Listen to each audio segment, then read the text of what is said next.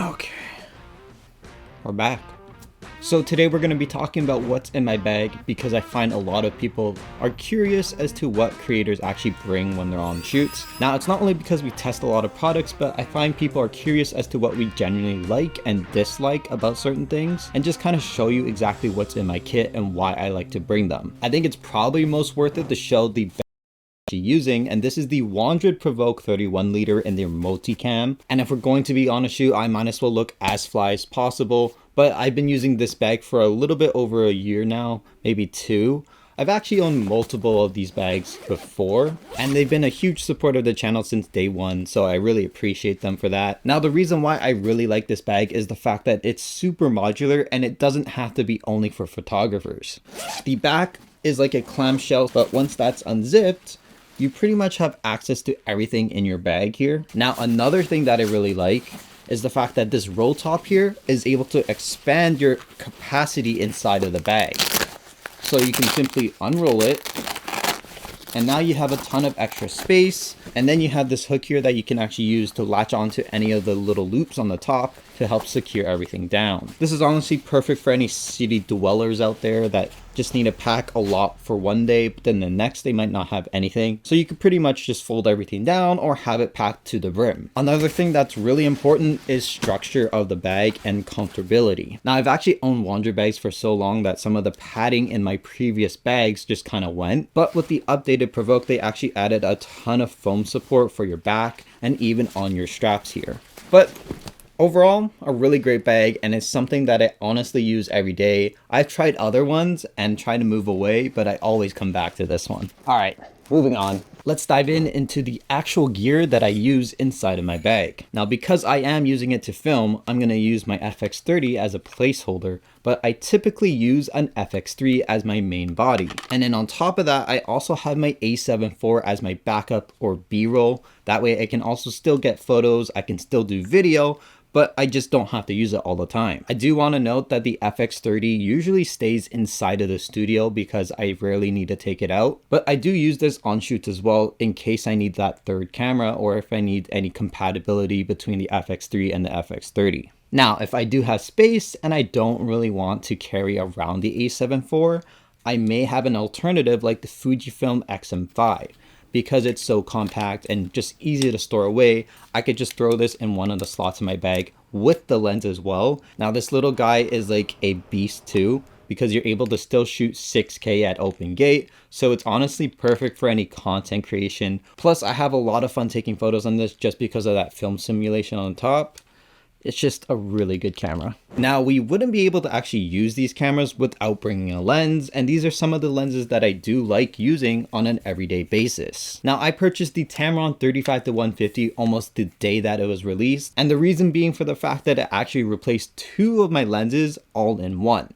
Now, it is a lot heavier, and for some people this might be too much of a weight to actually bring around, but I find that once you have it and you actually start using it, you kind of get used to the weight anyways. And I know most creators are probably going to overpack their bag, so you might as well just bring this anyways. Now, as you can tell, this one looks a little bit beat, and that's because I've used this for almost every single day for the last 2 years. But it's hard to beat when you have a range of 35-150 and an aperture at f2 at the widest, all the way to 2.8. Now, the second lens that I actually use to film is the 16-25. Unfortunately, I'm using it right now to film this project, but it's the second best lens I've ever purchased just because it helps fill the gap of the 35-150, which is perfect because the Tamron can only go as wide as 35, so I'm really able to fill everything below it, all with just one lens. It's also insanely sharp, and at 16-25, you already don't need that much stabilization. So I just love using it for vlogging, and it makes for some really fun and cool angles. Now, usually I just fill my kit with those 2 lenses because I don't really need much after that.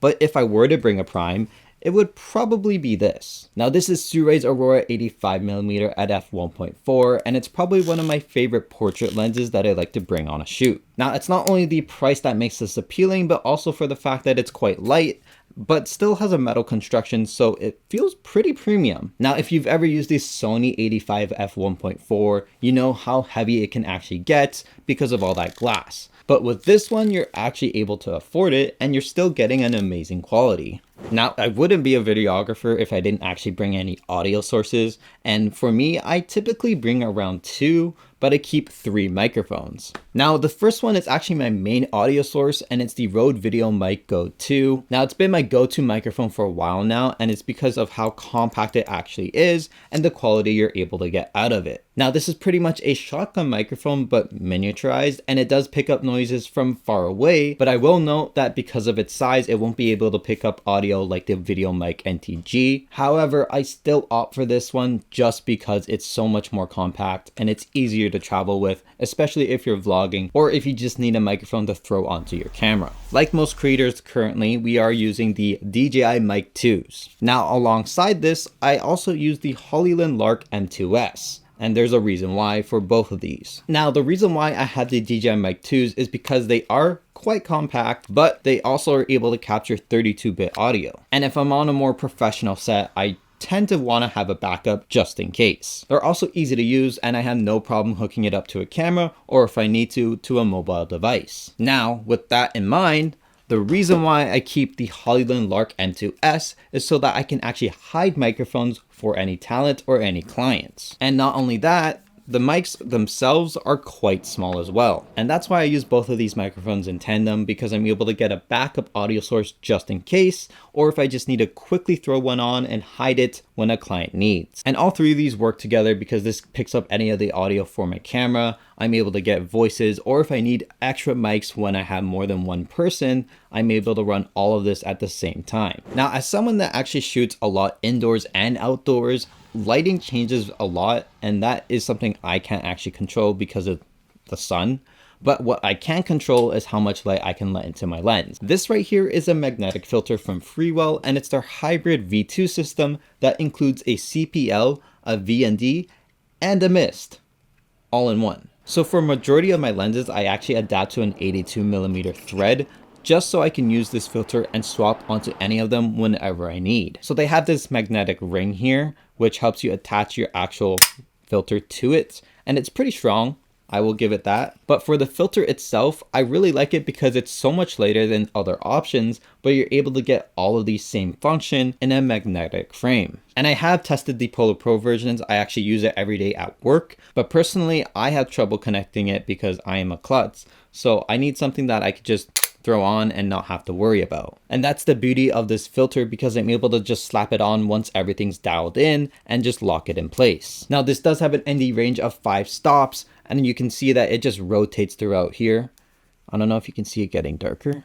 Oh yeah, you do. Sick. Now, I did say that they did have a mist, and that's because the mist comes in a separate package that also magnetically connects.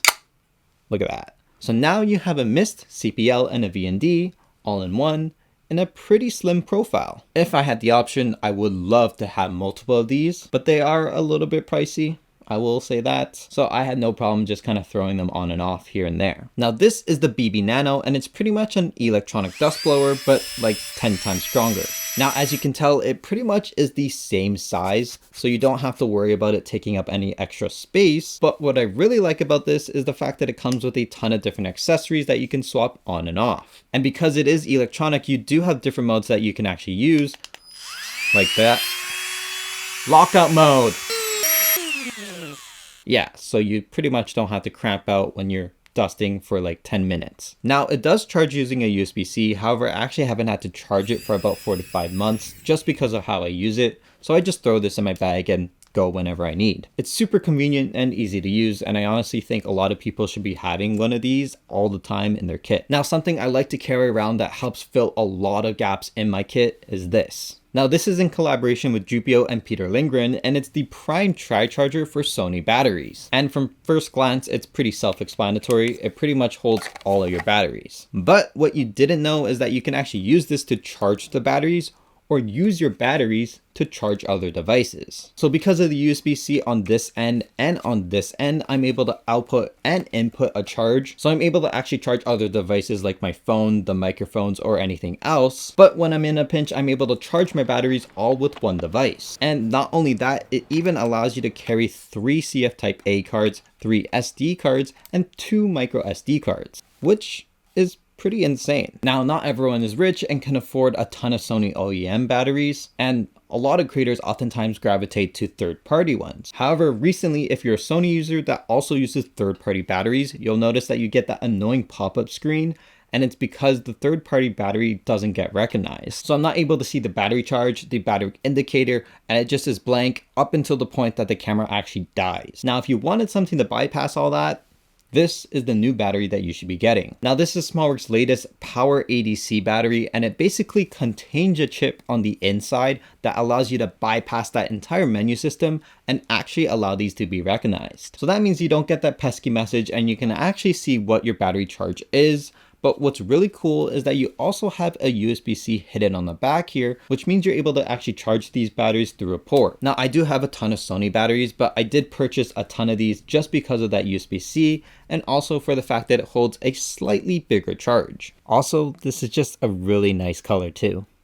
And finally, as someone that needs to rig things up quite often, this is KONDOR Blue's EDC multi-tool, and it's probably been one of my favorite tools to bring whenever I'm on set or I'm just running around. Now, if you know me, I'm always carrying some sort of tool all the time. And this is probably the most useful photography tool that has a ton of things jam-packed in a small form factor. Now, they do have a bunch of bits. Some of them are hidden inside this tiny little compartment, which magnetically locks in place, but they do have room for 3 longer bits at the top, which come in these standard photography threads that you usually use. Now, what's really cool about this tool is that they have different points to actually mount the tools in, which allow you to have different kind of torque or different kind of grips. And yeah, they did include a bubble level on the top here, which makes it really easy when you need to balance something out or just need to have fun looking at a bubble level. And then they also have a deep carry clip on the back here, which also has a flat head, allowing you to kind of, instead of using a coin, you know, use this instead. You know what I mean. Now, all of this comes in a compact form factor, which is perfect for when I need to travel around and just need everything all in one place. Now, this is the space gray version, but KONDOR also has an all black version, and I'm hoping one day I'll get it. But you know me, I'll use it until it breaks. Anyways, that's about everything I pack in my bag for my shoots in 2025. Hoping that you liked this video, and if you did, maybe consider subscribing. I don't know, but currently it's like 1:30, so I'm gonna head out.